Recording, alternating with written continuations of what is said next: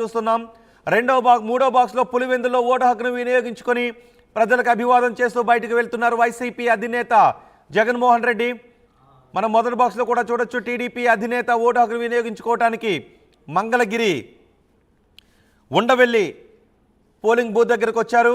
మాధవీలత కూడా ఓటు హక్కును వినియోగించుకొని ఇంక్ మార్కును మీడియా కెమెరాలకు చూపిస్తూ ఉన్నారు. బలమైన నాయకులను, నిజాయితీ కలిగిన నాయకులను ఎన్నుకోవాల్సినటువంటి సమయం ఇది.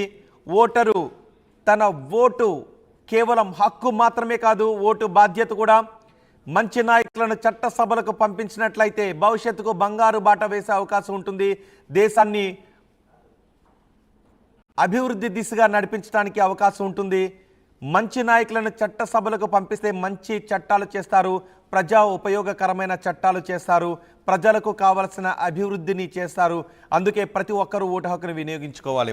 ఈరోజు దేశవ్యాప్తంగా 10 రాష్ట్రాల్లో 96 లోక్సభ నియోజకవర్గాలకు ఎన్నికలు జరుగుతున్నాయి. అందులో 42 నియోజకవర్గాలు తెలుగు రాష్ట్రాల్లోనే ఉన్నాయి.